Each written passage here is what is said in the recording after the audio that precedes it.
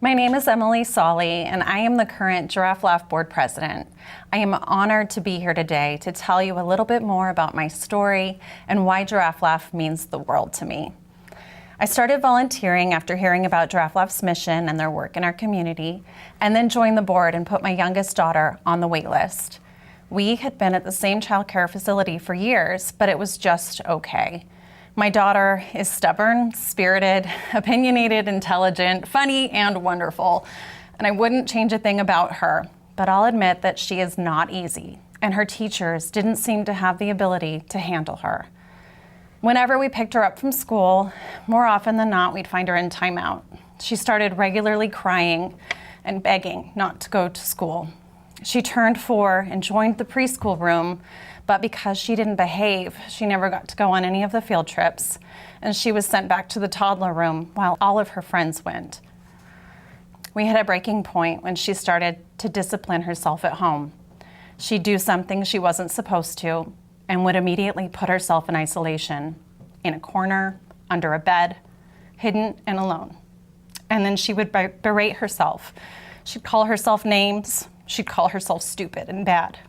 Her spirit was absolutely broken. We were desperate. We called Giraffe Laugh. After a year on the wait list, we somehow got in. We were relieved but nervous. Would they be able to care for our child? The short answer is an exuberant yes. She loved school and refused to miss a day, even when it was a date to the zoo with her grandpa. She could do art whenever she wanted. She went on all of the field trips to swim lessons, gymnastics, parks, botanical gardens. She came home full of knowledge and was reading after 3 months. And she started to talk. She talked about things that had happened to her at her last school. She cried and was comforted. Her teachers taught her about emotional intelligence. When she made mistakes, she took time to reflect on her actions and her feelings. It was a beautiful time. We felt like family, and we will never stop being grateful to our Giraffe Laugh teachers for what they've done for us. This is just one story of the impact of their work, and they do so much more. Our theme for today's luncheon is Imagine. As John Lennon writes, he's a dreamer, and he hopes he's not the only one. We know that children's dreams are big, and we want to be sure we support those in all ways possible. Parents' dreams for their children are big, and what we can make possible for families and children in our community is phenomenal. In Idaho, half of all children are not ready for kindergarten when they arrive, and with children from low-income families, that number can be as high as 3 and 4. I care about young children in our community and want nothing more than for all families to have access to quality early childhood programs. Every one of you is here today to help ensure that can happen. Before we go on, I would be remiss if I didn't recognize our wonderful event sponsors: Norco, CDI Group of Companies, Boise Cascade, Deloitte, and In the Name of Charity. We are so grateful to our sponsors that have made this event possible today, and we extend a special welcome to those who are watching today and cheering us on. For those that don't know, in addition to this luncheon, we regularly hold mission tours, currently virtual, called Little Shoes, Big Dreams Tours. If you haven't had the chance to attend one, we'd love to invite you. Please see our upcoming dates on our website, giraffelaugh.org, or reach out to one of us and we will arrange a tour that suits your needs. The 30 minutes Little Shoes, Big Dreams tours are another way to get to know about the work we do in our community. Without further ado, I would like to share this video with you so you can see the wonderful futures we can create together. Thank you again for being here.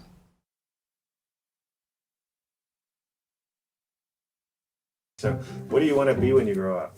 I want to be a shark and a leprechaun. Okay, what do you want to be when you grow up? A skeleton. I want to be an ice cream truck driver. Fisherman. Ooh, so what's next? So I did just graduate from Columbia. I got a master's in social work and social policy. My name is Tyra Pione. Usually I go by Haugen.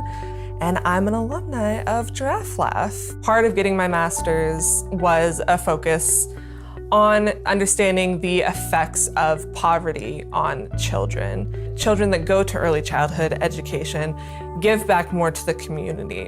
Whether that's financially, they get great jobs, or they just are more likely to go out and participate in voluntary practices, sports, music, art, something. It's so important that we are funding programs like this. A huge part of that is donations for scholarships for children who can't afford early childhood education, donations to support funding for our teachers so that they can be paid livable wages and continue doing what they love. These children are our future, and starting right now, this is the moment right now where we can be supporting them and so that they can flourish in the future the way I did. Can I get up now? Can you get up? Mm-hmm. You don't like sitting here? Isn't this so fun? No.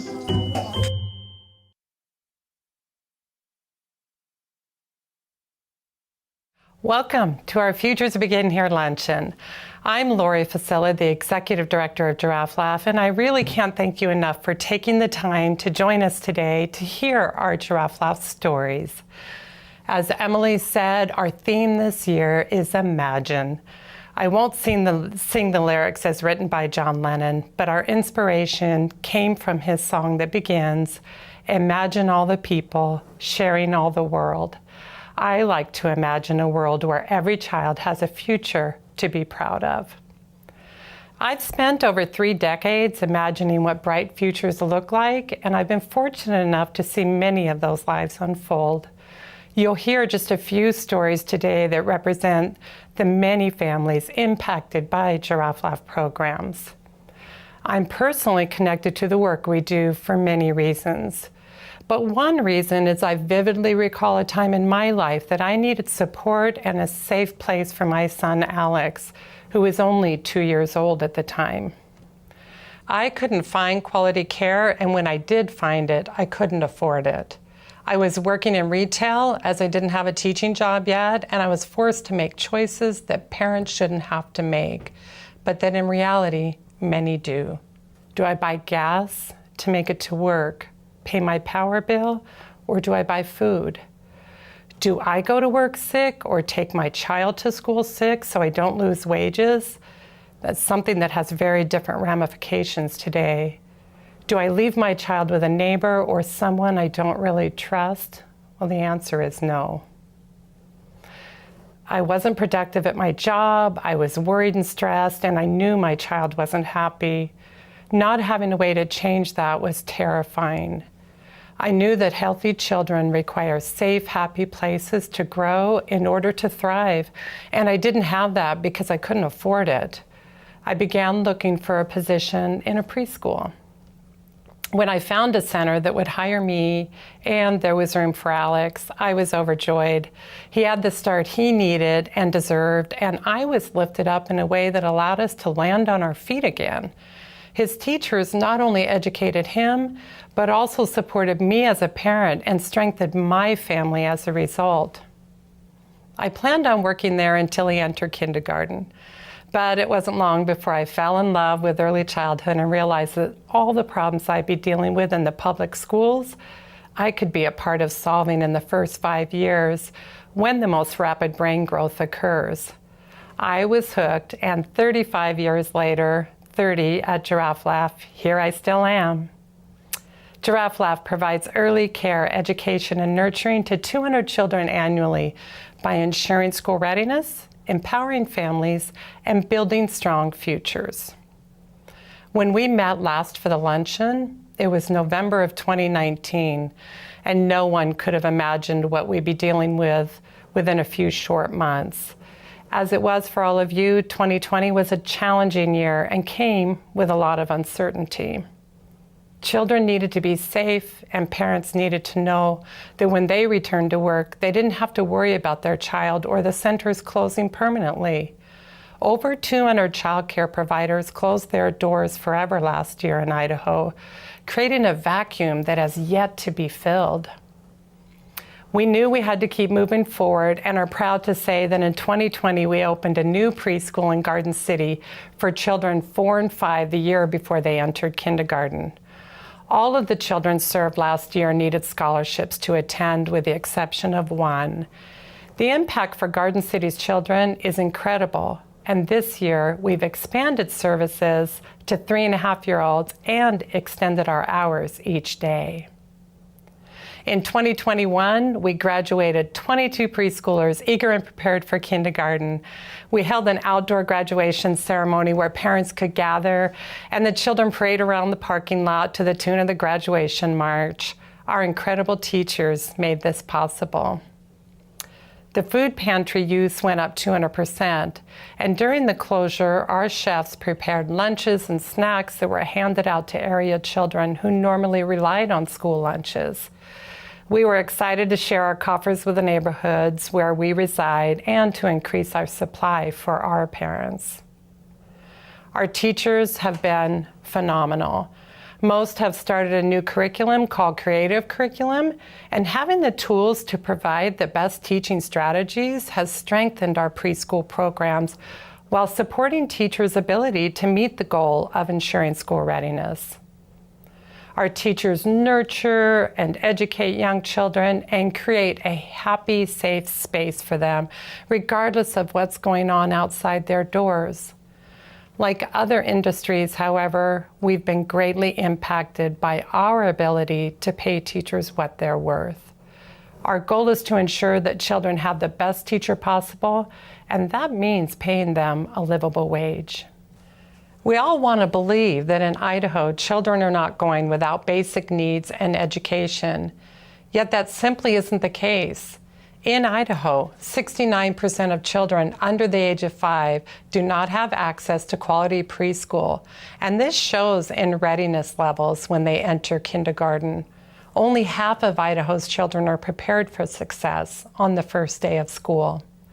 Access to quality is presently diminished for everyone. However, low to moderate income families are hit the most in terms of educational opportunities for their young children. Scholarships are the only way many of our families can participate in quality care. The impact of quality early care and education, along with support in a young family's life, has lasting effects that are almost unimaginable. Children that are prepared for kindergarten are more likely to be on reading level by 3rd grade. If they are destined for academic success in school, because up until 3rd grade, we learn to read. Then from 4th grade on, we read to learn. Literacy is key to a child's successful journey through school. It's clear that positive early childhood experiences are good for children and families. However, for every child we say yes to enrolling, we say no to 3 others. We want to say yes to more children and increase our scholarships during a time that people need us most. None of this is possible, however, without a teacher who is passionate about children and ensuring that families are nurtured. While we need to increase scholarships, we also need to increase pay for the most important people delivering an incredible service to our community, and to be able to hire qualified teachers to continue our work. As John Lennon says, imagine all the people sharing all the world. You may say I'm a dreamer, but I'm not the only one. I invite all of you to be part of creating brighter futures for young children, a place where parents feel safe leaving their child so they can be productive at work or in school, and a place where teachers can earn a livable wage while ensuring school readiness for our next generation. The first 5 years determine how the next 80 will unfold. I can only imagine the impact we can have together to ensure this happens. I hope I'm not the only one.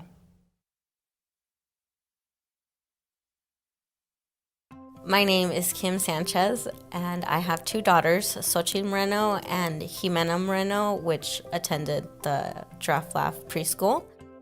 I right now work with adults with disabilities as a job coach, so I go out and help them at their jobs. My life before Giraffe Laugh was a roller coaster. Beginning of COVID, everything was shutting down, work, the schools. Also, because of my reduced hours, I had gotten behind on bills, rent. My landlord had given me a 30-day notice. Having my oldest at home because of the schools was just stressful. So I started to see the light at the end of the tunnel when I got a flyer from my oldest daughter's school about the new Giraffe Laugh preschool. Once preschool started, Jimena started, she loved it. She quickly adjusted, made friends, and just about every day she would, say, this is what I learned, this is the new song that we learned, this is the sound that this letter makes, this is what we're working on, and it was wonderful. I had found out that they had a summer program too. There's just a lot of programs which are wonderful for everybody. What I loved most about that program is that they keep the education going. Like, they don't just stop and playtime, even though it's summer break, which is fine, They still did a lot of fun things and stuff, but they integrated education things. And man, Jimena would come home. We dissected owl poop today. Like, look at these little mouse bones. And I'm like, what? They would talk about like plants and just all of these things that would never cross my mind to ever do with my child, because like, where am I gonna say, let's go dissect owl poop? Once you enter the Giraffe Laugh family, like, you are your family. They don't turn you away if you're not able to afford anything. They work with you. And if you really are in a hole at that moment, kind of like I was when I started the preschool program, they have scholarships from donations that people give to the Giraffe Laugh program that help people like me. I was able to use that money for the bills, get caught up on my rent, and get back on my feet. Giraffe Laugh had Thanksgiving and Christmas programs that really left me speechless, honestly, because they gave you the help for Thanksgiving. Like, how many people, here you go, all you gotta worry about is cooking. If they would have thrown in a cook, it would have been better. But then for the Christmas, they had like an adoption program, which I had never heard about. And we got adopted by a wonderful family that I don't know who it is, but I give them so many thank yous and hugs. Definitely, for sure, because they made my daughter's Christmas amazing. Like, they helped so much. Now that Jimena started kindergarten, I don't have even 1% of doubt of her being behind on learning because of the Giraffe Laugh preschool.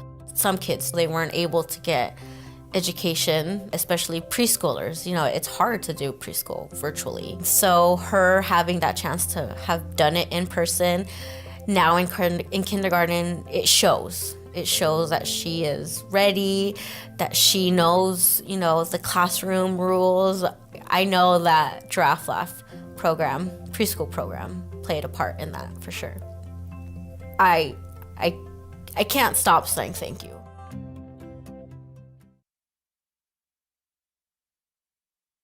Okay, my name is Ariana Mcneil. I have 2 kids that go to Giraffe Laugh. I have Tyson, who's 8 months, and I have Preston, who's 19 months.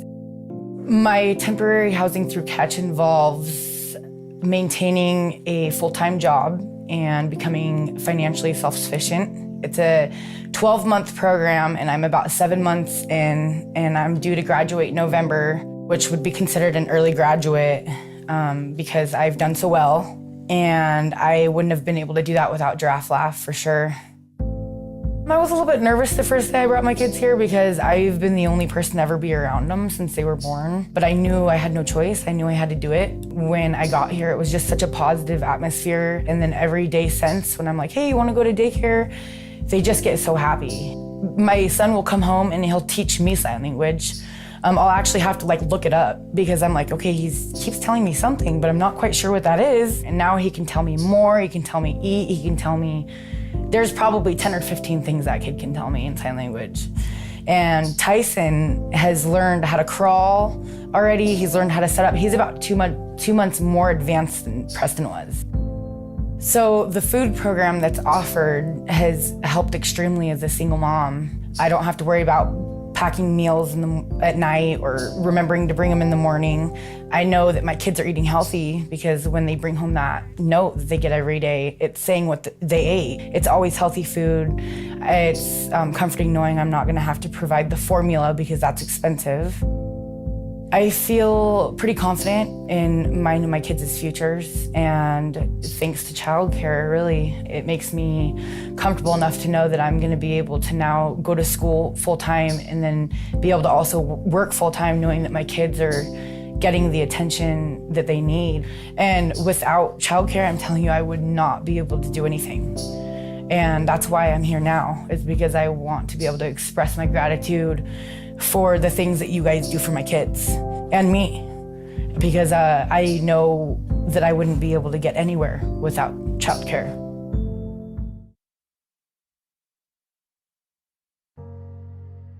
The desire to want to be a better person came from losing my daughter. Her name is Destiny. I lost her when I went to prison. She got adopted. When I lost the right to see her again, I was messing up pretty bad. That's when I found out I was pregnant. And the day I found out I was pregnant is the day I got sober. I turned myself into jail, made sure that I did everything by the book, because the one thing that I learned when I lost Destiny is that it was the worst possible thing in the world. I was in a very bad relationship with Jonathan's father, and he was not a nice man. He will never be in our life, and that was a hard, scary decision. But when I turned myself in, like I said, I also turned myself in to get freedom. When I was locked up, I made a pact with myself that I was going to start my life. And Albertsons works with felons because I wanted to get into the bakery so that I could start working on opening my own business. That's gonna be Robin's Nest. It's gonna be a cupcake flower shop. But God had other plans, and I started in the deli. So I had to find daycare on my own, which is a very scary process. At that time, I had funding through health and welfare, but once you start working and you're trying to build a life, they take that away. The people that you could go to are those in-home daycares. So we started at one daycare. After that, I was given a promotion and became a manager, and COVID hit. So we started at a daycare that had late hours. It ran until 10 p.m. COVID really affected everything. One day I got a phone call telling me that the Friday was gonna be the last day. It was a very stressful, very scary situation. I remember calling Giraffe Laugh and then asking how much the fee was. And automatically I'm like, well, I'm sorry. There's no way I could ever possibly come up with that kind of funding. She said there was a scholarship. When they got back to me and told me the amount that I was gonna be paying, I just cried, because that amount made sure that I didn't have to just be eating ramen or, chicken nuggets, we could eat more kind of balanced diets. My son is safe, he's truly happy, and he's excited to go. Jonathan can count to 25. Sometimes he skips 17. I don't know why he doesn't like that number, but he skips that one. So we have to work on that, but he knows his colors, he knows some shapes. Jonathan's future is going to be amazing. That kid's so smart, and I don't think he would be there without the help of Giraffe Laugh. And I want him to look at me and one day be proud of me, and one day hope Destiny will see what I'm doing and know that She wasn't the failure in my life. She was what gave me the desire and the drive to want to be a better person for my son, so I didn't screw somebody else up.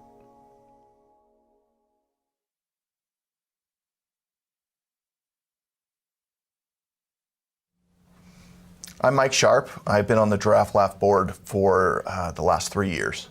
And I can tell you I've been just absolutely blown away by the effects of this organization. It's been the honor of a lifetime to be a part of it. Working in news is what most of my career is. And I can tell you that the effects of an organization are usually not felt as immediately as the effects of this organization seem to be. I connect with Giraffe Laugh for personal reasons. I think everybody in attendance today has their own reasons why they feel connected to Giraffe Laugh. Maybe it's the person sitting at your table, maybe it's a friend who told you about the organization, but for me, it's the kids. My own story about hunger starts in a very specific memory from my childhood where I was standing in my kitchen. I remember the yellow lights. I remember it was an evening, probably elementary school age. And I remember the look on my mom's face when she had to tell me that we didn't have dinner that night. There was a look of fear. There's a look of shame having to say that to your kids. But what I remember isn't necessarily the hunger. It's not the fact that I wasn't going to have food that night. The pain that I had was about managing the pain of the grown-ups in my life.